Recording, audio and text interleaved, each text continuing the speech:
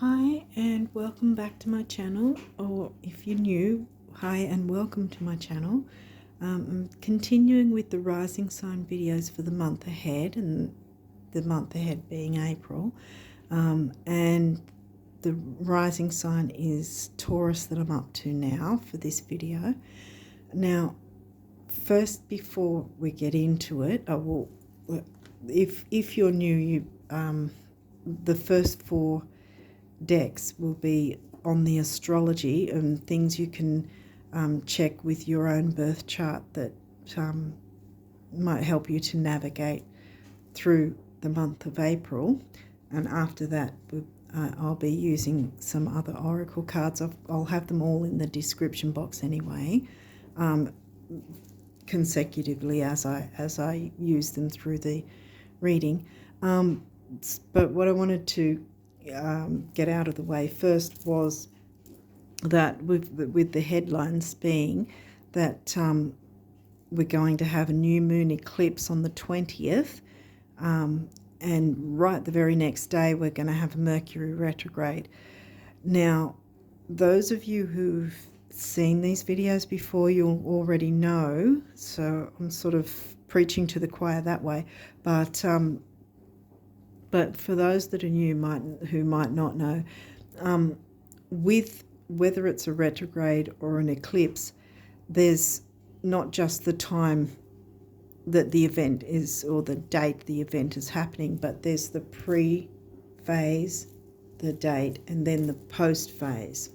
So with a retrograde, you've got the pre-shadow, and then the retrograde, and then the post-shadow. And for a Mercury retrograde, it can be 2 to 3 weeks either side of the actual retrograde time frame itself, where you'll feel the energies. And with an eclipse, it's at least 3 months either side of the actual eclipse time frame that you can be feeling the energies. So technically right now, as I'm recording this even before April, at this point, that we will be feeling the effects of the eclipses. I say eclipses. We've got one on the 20th of April, and the following full moon eclipse will be early May. But even though it's that far away, we will be feeling, no matter what sign we are, we will be feeling the effects of both of those. So it's technically, I think it's called being in the eclipse doorway, so to speak. So we're already there. But that's actually a good thing, because the fact that the eclipses haven't really happened just yet, they technically haven't occurred yet, we can get ourselves in the right position, so to speak, so that we can make the best possible use of the eclipse energies, because it shouldn't be anything to fear. And the only reason it can be negative per se is if we're not prepared, because the eclipses will be showing us what isn't working in our lives, what we need to get rid of, what we need to change, that sort of thing. And so if we're already aware of, okay, that's what the energies will be, okay, what can we look at in our lives that might be something the eclipse would jump on if we didn't do anything about it, when you refuse to do something about it, if you refuse to let something or someone even go, so to speak, or a situation, if you refuse to let go of a situation that's not in your best interests in the first place, then that's when it's going to be tough, because the eclipses are going to pretty much be like as if they're a person saying, well, if you're not going to do anything about it, I will. And that's when it can be really unceremonious and really be shattering. It's horrible. I've been there. I know what it's like. And I don't want to go there again. But anyway, and with a Mercury retrograde, again, you often hear when the retrogrades are coming along, or when they're here, that people will go, oh, don't sign contracts, or don't do this, don't do that. Well, you just can't hide yourself in a cave until all these difficult energies are going to be gone. It's not possible. We still have to get on with our lives. But the thing is, what a lot of people don't know is that the retrogrades can actually be helpful for you. They can be used in your favor, depending on where it's hitting in your chart. For instance, like most of you have probably heard anyway that whenever Mercury retrograde is around, you'll hear things like revise, review, renew, revamp. Though everything's re, and that's because that's what Mercury wants you to do. That's what Mercury wants you to focus on, repairing, replacing, of anything, not just technical things or physical things. It could be a relationship. It depends where it's hitting in your chart. And so if you're already aware that, okay, that's what Mercury retrograde is going to do, in essence, it's not going to frustrate you or confuse you as much, because you already know what's going to happen, so to speak, if that makes sense. Sort of like you'll already know the energies of around this month, so to speak, if that makes sense. So that if there is anything that needs a bit of tweaking or changing or replacing, repairing, renewing, revisiting, all that sort of thing, revising. What else? Just put re in front of it, and you'll be working alongside Mercury retrograde and making Mercury retrograde happy. I know that sounds weird, but anyway, that's how you'll be able to work Mercury retrograde to your advantage. And the fact that the eclipses are coming along at the same time is going to help you to revamp and move things into place so that you can get the benefits of the eclipse. The new moon eclipse is bringing new in, and so what happens? We've got to make room for this new to come in, and that sometimes means changing things around, improving, repairing, replacing, whatever needs to be set in motion, so to speak, because the whole point is the energies are there to help you, to move you forward in life, to make things better for you. And so I said this with the previous video for Aries rising, the same sort of thing. With Mercury retrograde, say someone was thinking, oh, I need to buy a new car because mine's practically falling apart and is dangerous to drive. Well, you're not going to go, well, okay, I'm not going to buy a new car or get one on loan or whatever, or sign a contract. See, there you go again. So I'm not going to sign a contract to get a loan for a car or whatever because it's Mercury retrograde. But that is the very thing that Mercury retrograde wants you to do, because Mercury retrograde does not want you to be driving a dangerous car and putting yourself or anyone else at risk. And the same with, say, a house. If you wanted to rent a house or buy a house and you're going, oh my God, I can't do it because Mercury retrograde. No, if you're living in a house that half the roof's caved in and it's literally almost unlivable, you have to be okay with getting something new. And Mercury retrograde is going, get out of the old. It's causing harm. It's not helping you. It's hindering you and those you care about. Here's a house you can have. Here's a house you can rent or buy or whatever, that's going to improve the quality of life for you and your family. And that is how you use Mercury retrograde to your advantage. So you don't have to go, oh my God, I can't, I'll hold off signing contracts or whatever. As long as you read everything, read the fine print, read review, revise, look into it. Don't jump into it without thinking. But at the same time, know that if you are moving from some difficult situation and you know that that's going to improve, then you'll be working with Mercury retrograde in the way that it's meant to be, for your benefit and possibly the benefit of others. So now that I've done that pep talk, or whatever you want to call it, hopefully that's given you a bit of information anyway, as long as you're not jumping into things without looking into it all.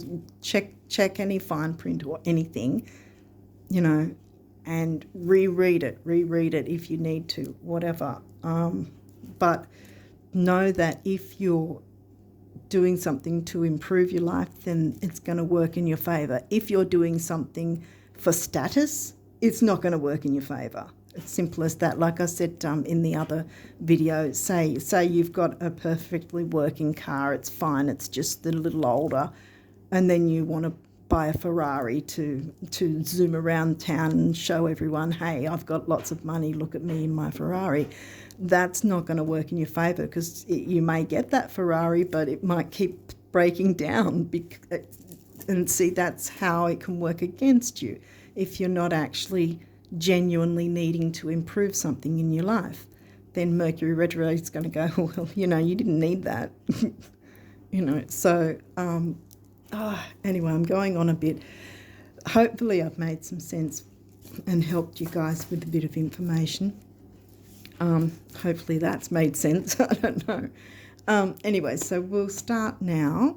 We'll get going with the astrology, and then we'll do the other oracle decks. And I've got them all itemised in the description box if you wanted to have a look at each of the individual decks anyway. And I've got them in order of when they come through the reading. So let's get going. We have 9th house, expansions, Sagittarius themes. 9th house is not in Sag for you. It is in Capricorn, I think. Venus, that's luxury, love, money, self-worth. Venus is the ruling planet for Taurus and Libra. 11th house, that's Aquarius themes, but it's not Aquarius for you. It is Pisces, isn't it? Yeah, because it's pulling back. Yeah. Aquarius, there we go. So Aquarius for you is 10th house then, isn't it? Yeah. 2nd house. Well, that's Taurus themes, your rising sign, but Gemini for you is 2nd house. Lilith. Ooh, Lilith is an asteroid. And I love Lilith because she just takes no crap, so to speak. She's gonna do her own thing regardless of what anyone says, does, or thinks. Neptune's the ruling planet of Pisces, and you don't have Pisces or 12th house in here yet. That's in your 11th house. Oh, yeah, isn't 11th house Pisces for you? Yeah, I think so. Pisces, yeah. Okay, so what else do we need to focus on? So you've got 9th, 11th and 2nd house. Have a look and see what activity's going on in there. And when I say activity, I mean planetary activity. Because Neptune's come through, the asteroid Lilith has come through, and Venus. So see where Venus and Neptune are located in your chart, and if they happen to be in one of these houses. They may be conjunct Lilith as well, your Lilith. You can get that when you go to, I've left a couple of links in the description box anyway, but if you go to get a free chart, some places have where you can go to this, like look at the settings and add asteroids. She's an asteroid, and then you'll see where Lilith is in your chart and see where, if she happens to fall in one of these houses, it may be conjunct a planet or something as well. Okay, the 10th house. Well, that's Capricorn themes. Not in Capricorn for you. Counting. 9th. 9th is Capricorn. So 10th is Aquarius, isn't it? Yeah. So they're overlapping. 11th house Aquarius. 10th house is actually where Aquarius is, and 11th is Pisces. Neptune ruled Pisces. Okay, and it says here, your achievements and status in the outside world. Yeah, because that's 10th house. That's your career sector. 10th house is, like, that's 9th, and there's 10th right next to it. Right near your MC. You'll always see the letters MC right at the top of your chart, and that means your work life. And right at the bottom is IC, and that means your home life. Leo, 5th house themes, but not 5th house for you. 4th, is it? 4th house, I think. Okay, the energy is flamboyant, dramatic, proud and passionate. It focuses on the importance of self-belief. Now look, we have already self-belief, money, self-worth. This is your career and achievements, self-belief, money, self-worth. See where I'm getting with this? I class the 2nd house Taurus themes as money and self-worth. The opposite of that is your 8th house themes, which is Scorpio themes of debts and credit cards and all that sort of thing. But you haven't had that come through at this point. So I think this is, and see how, yeah, Lilith's right there when I bring up money and self-worth, and she's very much, there's no questioning her. She's very much knowing her self-worth. Yeah, so I think that this has got something to do with your career, which will build your self-worth. Yay. Even with the energies, the eclipse, well, like I already sort of gave that huge speech, but hopefully you can use some of that information to get yourself in the right position to take advantage of all this. Because this is looking really good for you guys. The moon. Okay, now the moon governs the Cancerian sign. I wonder why I said side. So this says your unconscious, sensitive inner emotions and responses.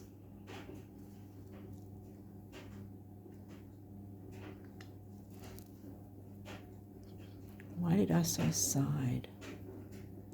There's something I need to pick up from there.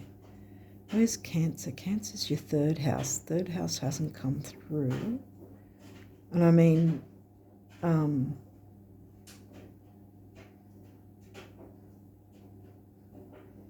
what was in your 4th? Leo. There it is again, because Cancer is home, family themes. And this is Leo, 4th house for you. So it's all sort of connecting. Sorry, hopefully I'm not the only one seeing the connections. Venus, okay, Venus is rocked up twice, so money and self-worth, it's coming through strong. Luxuries and all that sort of thing. The part of you that desires beauty, success, indulgence and valuables, and why not? And look, she's right under Lilith. I think I get what's going on here now. Yeah, Lilith wants you to be able to enjoy the love and luxuries. Woohoo! Okay, what have we got here? We've got Sagittarius, the Voyager. We had 9th house Sag themes, so that's come through again. 10th house again, boom, right underneath. Reiterated yet again. 10th house, and where was 10th house? Aquarius.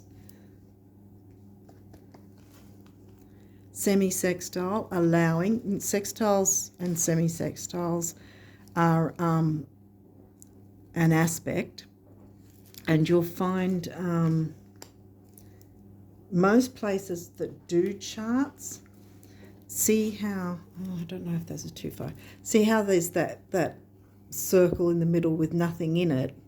Well, on an actual birth chart, it will show in the circle different shapes and a lot of different coloured lines often as well. And that's where you see where your aspects are and what's lining up with what, whether you've got squares, oppositions, trines, sextiles, whatever. It's all going to be shown in the very centre of your birth chart. Okay, so these can have reversals, but I'll walk you through those if they do come through. So they're upright or reversed. Well, we've got upright, and that's probably good because, look, that's saying mystery. 8th house, I mentioned 8th house being the opposite to your 2nd house, which is in Gemini. And it's funny that it should say mystery because to me I feel like either it's a mystery insofar as it's got no hold on you with this, or it's a bit confusing with the retrograde and eclipse energies, that it's a little bit of a mystery that you're going to have to solve. Now, 8th house, like I said, is credit cards, bank accounts, shared resources that you share with other people, whether it's personally, like say a marriage with a bank account, or it doesn't have to be a marriage, a bank account with someone, family, friend, whatever, business associate, or it could be government payments, credit cards, debts. Sex is in there as well because it's Scorpio, Pluto. Yeah, but I think it could be that it's sort of a little bit of a mystery. I mean, because again, the moon sort of, like in tarot, the moon card can be a bit sort of mysterious and a bit scary, but you switch on the light and it's not as scary then, is it? The lobster that's coming out of the ground isn't 10 foot tall, it's only a little lobster. Not the ground, the river. Yeah, so maybe it's a mystery because you haven't jumped into things just yet. But I feel like it's going to be an enjoyable mystery for you, that things will be uncovered and unlocked and all that sort of thing. And with the darker, deeper energy of Lilith to back you up and give you that self-worth, there's not going to be the fears that Neptune and 12th house could push on you. Okay, so next we have 9th house. See, here we go again. 9th house, Sag. So something's definitely happening in your 9th house. That says exploration. This, I think, is going to be some sort of exploration for you to bring courage, self-worth, and know your worth as well.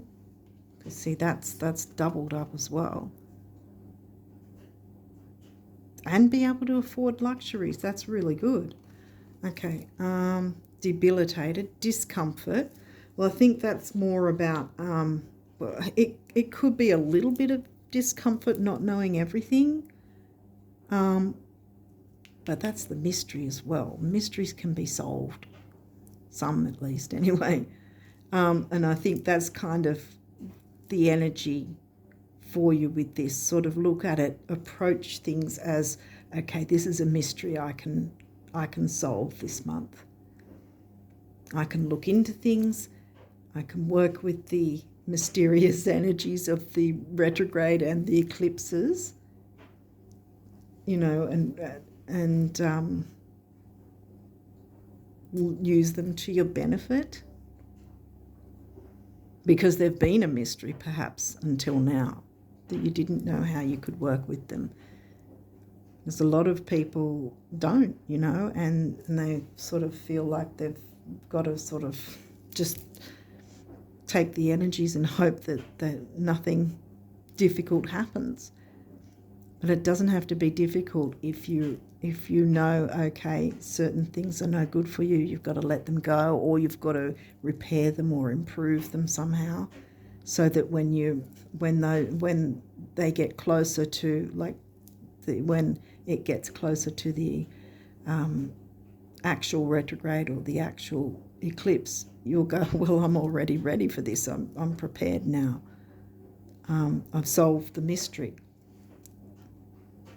And I got my self-worth. Lilith has backed me up, and now I can enjoy luxuries and expansion and exploration. See, it's all exploring the mysteries.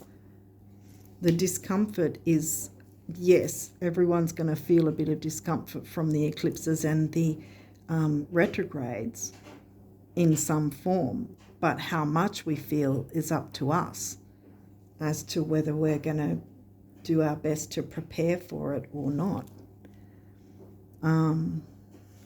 Yeah. Okay. Pisces, well, that's in reverse. It says sensitize.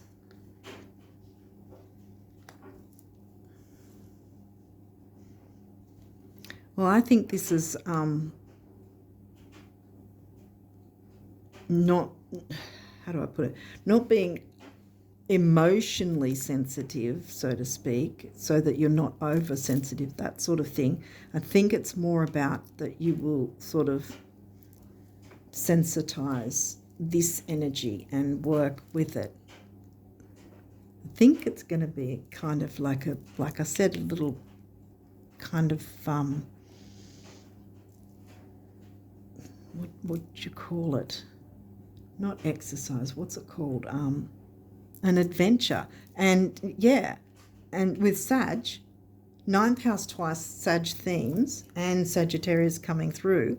Sag loves adventures, and this is probably an adventure in the mystery, solving the mystery, so that you can get that pot of gold at the end of it.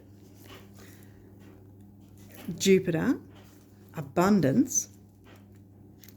Okay, again, don't be worried that it's in reverse. It's only because Jupiter is the ruling planet of Sag 9th house. So even though it's up again reversed, to me it's just meaning, okay, not just yet, but once you get things moved around, so to speak, of sort what you can out, you're going to put yourself in a better position to then have this guy turning around, and here's your expansion. You know what I mean? Here's your abundance. I'm going to keep that way, actually, because I think I believe in you. I think you guys will be able to do this. Yep. I'm putting that up right, because I think you're going to get into this little mystery, solve this little mystery, look into things going on in different areas of your life that you can maneuver both the energies of the eclipses and the Mercury retrograde to look into, okay, what needs to change, what needs to be tweaked. Sometimes it's just a little bit of a tweak to something. It doesn't have to be that everything has to be gotten rid of, or everything has to be replaced, or everything has to be renewed. It depends on everything. It might just need you to have another look at something, or have a different way of doing it, or adding something to make it that bit better.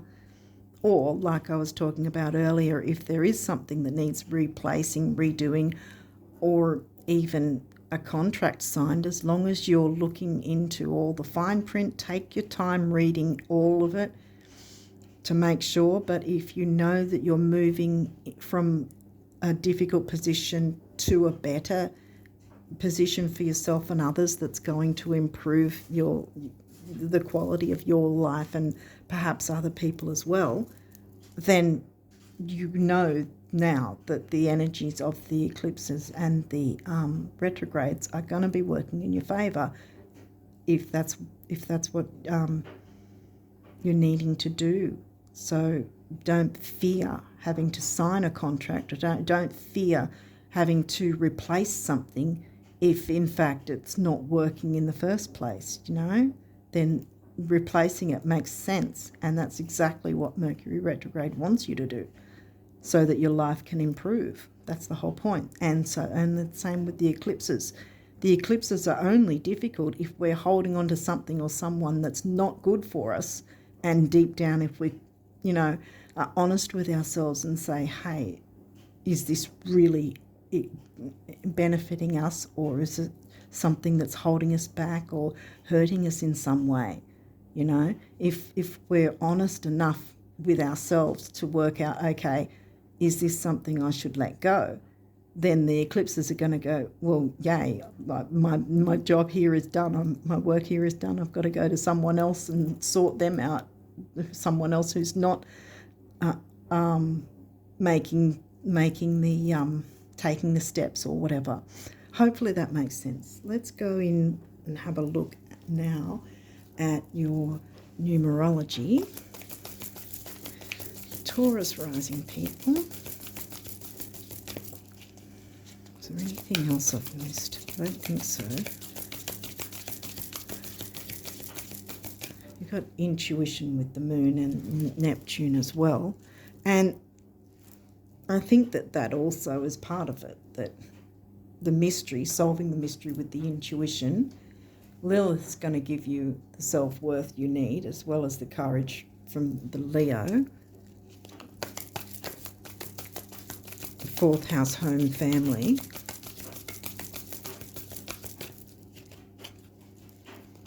Okay, so Taurus rises for April. What do we need to know? What's the numerology for the Taurus rises?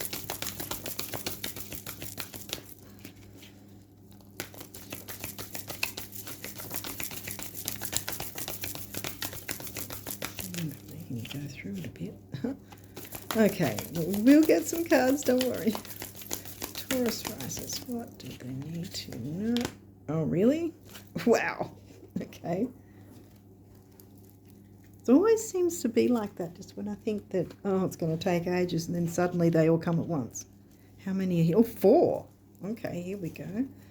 So we've got the first one, moderation. Yeah, well, that makes sense. 1, vitality, personal power. That's how I see it. 4 is the builder. 5 is freedom, moderation. Yeah, as long as you're doing things in moderation, you'll get ahead, definitely. So I think this for every sign really is going to be the month to really do our best to work with Mercury retrograde and the eclipses, melding the energies together for our benefit. Forgiveness.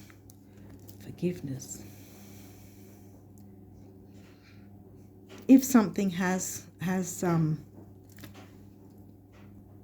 gone awry, so to speak, if you have had something happen from maybe the past eclipses or something now,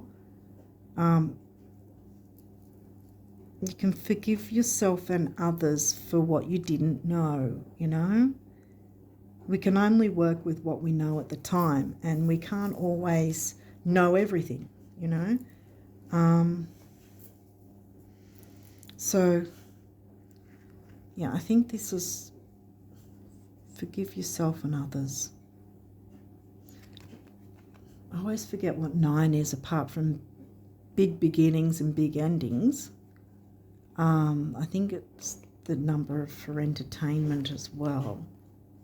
I always forget 9. 6 is temporary opportunity. Doesn't necessarily mean it'll never come again, but its meaning now is a temporary opportunity, and it still comes down to a 6 anyway. But it also 6 is focus, detail, dignity, and completion. You can complete a difficult cycle maybe that you had. That might be the mystery that you're needing to solve to bring in something to improve a difficult cycle. Okay, what's next? Individuality. 11, the master number of service. Individuality. That's exactly everything that Lilith portrays. You know, she has no fear of what anyone thinks or says or does. Doesn't matter. She's her own individual person and she won't be told what to do. I love Lilith. Yeah, and see, this is pretty much close to the red of the base chakra, which is all about what? Self-worth. And perhaps money and self-worth actually as well. Yeah. Focusing on your individuality to bring about self-worth. Money and self-worth. That's what I was picking up on in the early bit. Okay, and spiritual partnership. Okay, that also might be part of the mystery that you're sort of working out how things will connect. Or it could literally be that you can now form a spiritual partnership with the energies of the retrograde and the eclipses, that they're like working in partnership with you. Because that's the whole point. That's what the energies are there for, all of us. If we know how to work with them, then we're in partnership with them in that sense anyway. It could mean an actual partnership with someone else, because there's a lot of 9th house expansion. Did we get Libra? Where was Libra? No, I don't think. There's Libra's like partnerships. 6th house for you, I think. But we didn't get 6th house, I don't think. We got 11th. No, we didn't. Yeah. It could be a business partnership. You've got your 10th and Capricorn up here. 2 is, relationship, the number of relationships. And 7 is the mind and creativity. 2 and 7 is 9. We get the 9 coming back. I always see 9 as big beginnings and big endings. That's not necessarily a bad thing. We're getting the new moon eclipse first, so there's new coming in. You know, this is for this month. Next month's going to have a full moon eclipse, and that's going to be different. But I mean, we are in the doorway of both eclipses anyway, so to speak, because the energies, like I said, are at least 3 months prior and after.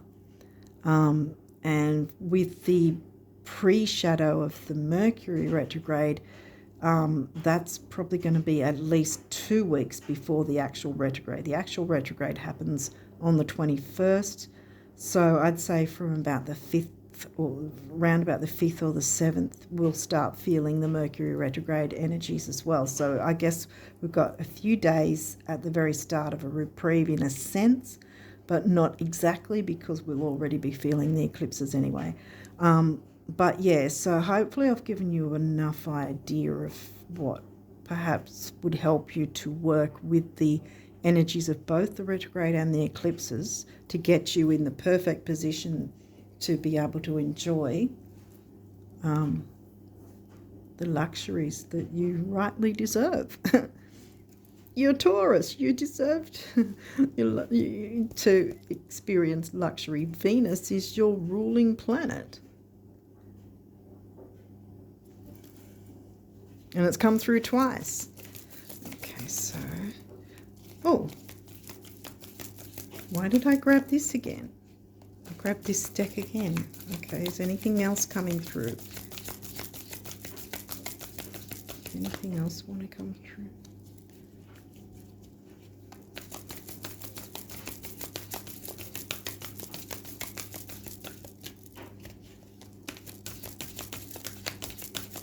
We'll see if anything else comes through, because otherwise I don't know why I grabbed that deck.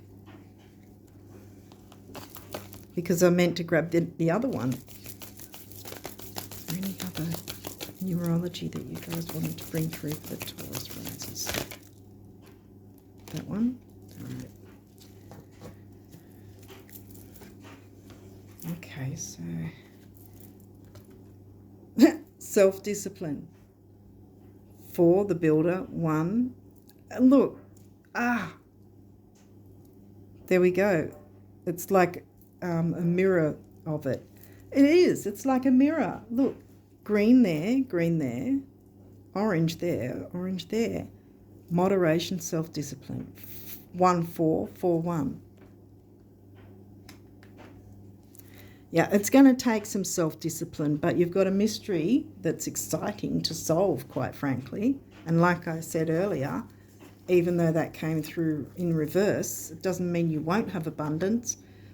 Now you know what you're working with and what to perhaps focus on.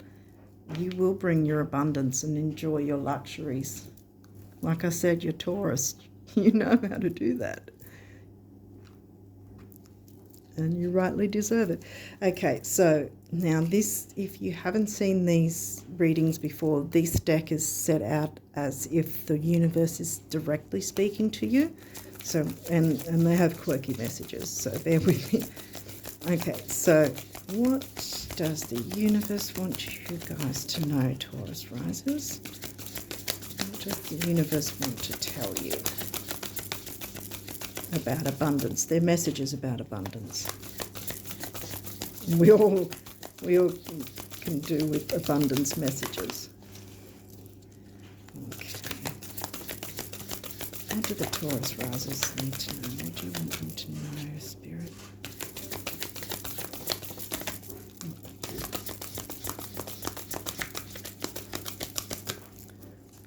Did you want this one?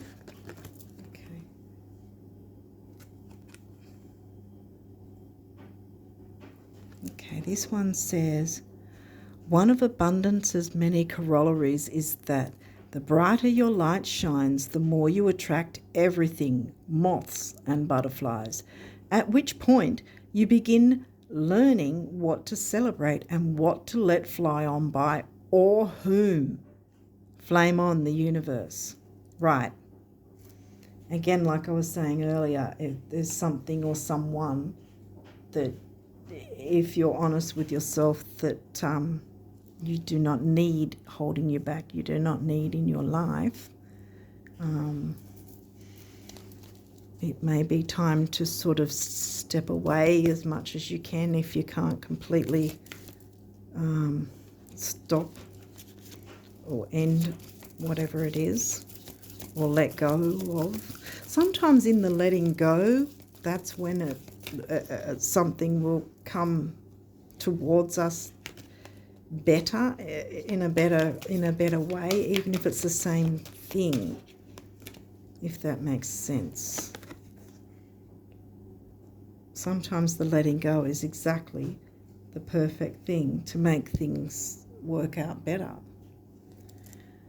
The only economy that matters and can actually put money in your purse, your wallet, or the cracks of your sofa is the economy created by your thoughts, words, and actions. Every day, someone new near you becomes a millionaire. Next, the universe. So why can't it be you? Yeah, so it's definitely, oh, okay, we've got definitely how you perceive things. Mystery to solve. Lilith's supporting you. You'll get your self-worth and your abundance. Okay, and this says, quick, what's the shortest distance between have and have not? Right? What distance? You're there. The universe. Boom. Think bigger for yourself. I think that's probably part of the mystery to solve too, is perhaps you haven't been thinking big enough for yourself. And that has been what's holding you back. And that might have been what's also been the self-worth issue, that you felt perhaps that you, I don't know. I mean, we can always say, oh yes, I deserve this or that. But, you know, when we're on our own, if we're honest with ourselves, if we even have a slight thought that we don't deserve something, that's going to be that's going to be enough to hold us back. So we need to focus our thinking and know our worth. Yeah, it's going to take self-discipline. But once you know your worth, you're off and running. Okay, is there any other messages for the Taurus risers from the universe? Do you want this one? Okay.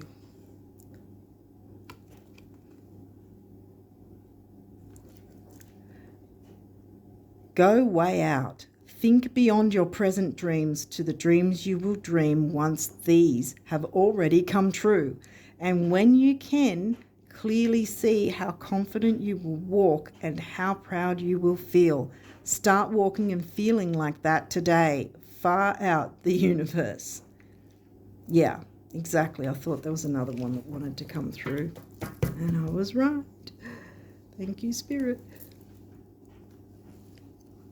Okay, let's now have a look at the guardian angel messages. Hopefully this phone will keep recording and won't cut me off, but we'll see what guardian angel messages want to come through for you, Taurus risers. Whoop, I've already got a couple come through. Oh, okay. Any others? Okay, we're done. All right, again, I'm not entirely sure which came first.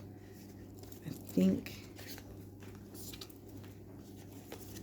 okay, let's hop to it. Conflict. Feelings which you have suppressed for a very long time are yearning to be acknowledged and expressed. You are torn between what you think is the right thing to do and what your heart wants. And this is the primary cause of stress in your life. We, your angels, urge you to follow your heart. Do what you would love, not what you think you should. Boom, Lilith, see? She's not going to do what other people say, or she's not going to do what someone else wants to tell her to do. She's her own woman, her own person. And that is, I want to say, Lilith supports whether you're whatever gender, man, woman, doesn't matter. We all have Lilith somewhere in our chart, and she will support us with our individuality, see? Again, it's connecting through. Okay, prayer. Dear guardian angel, help me to be flexible in my attitudes and beliefs. Help me not to fear the transient nature of life.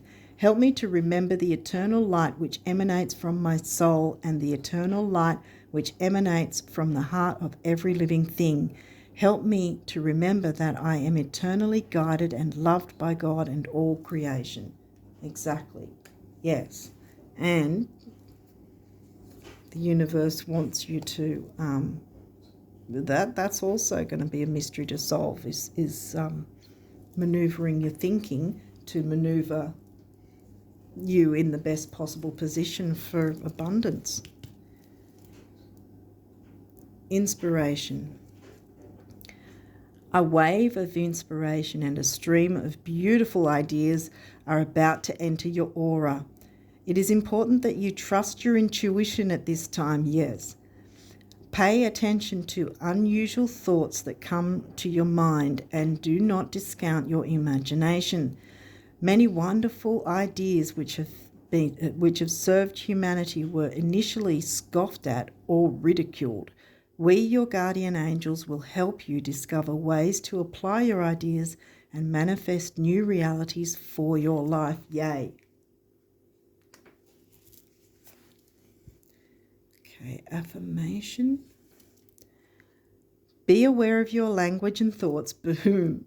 And the language also being what you say to yourself, whether verbally out loud or internally. Self-worth. See, Lilith wants you to work on that self-worth of yours. Bring it out. Be aware of your language and thoughts. The most powerful statement you can ever make, think or feel is thank you. Be grateful for all the blessings in your life. As we acknowledge the divine order of life, the universe responds with ever greater blessings. You are a powerful creator. All you say and think resonates through the heart of creation, and creation responds accordingly. Yes. Create, create, create. Self-criticism. Okay. We, your angels, ask you to please be more compassionate towards yourself. Observe the times when you have critical thoughts. This is what I was saying, thinking internally, how you speak to yourself. Observe the times when you have critical thoughts about you and make an effort to replace these negative thoughts with positive, loving ones. You are a wondrous being of light.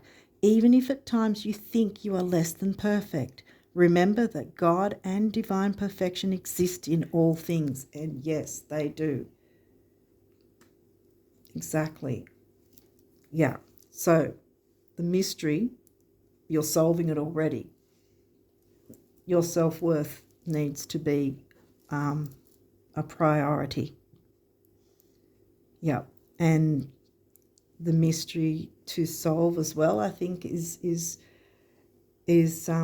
working on how you speak to yourself internally, whether it's out loud verbally or in your mind.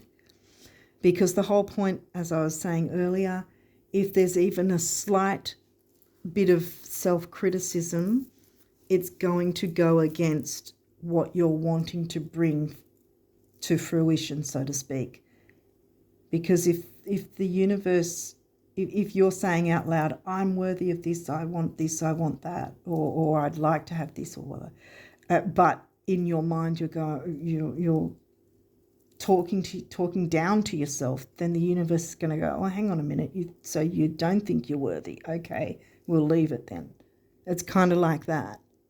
So you have to go, no, I'm not going to tell myself I'm an awful person. I am not going to speak down to myself, whether out loud to other people or whether in my mind. I'm going to see my self-worth like Lilith does, and then I'm going to see things come to me and enjoy the luxuries that I so rightly deserve. That's what you need to say to yourself. Sorry, I'm telling you what to do, but hopefully you get the point. Yeah, I think that's going to be your focus, is is working on that self-worth, because you are deserving. It's all here. It's all here telling you it's yours for the taking. All you need to do is work on your self-worth and speak to yourself lovingly and kindly. One of these said that, didn't they? The more loving and kind you are to yourself, the more you're going to see blossom, and the more abundance that you're going to have in your life. Yeah. Okay, on that note, I wish you all the abundance for April and onwards. I wish you much abundance for April and onwards. And on that note, all the best of luck, and bye for now.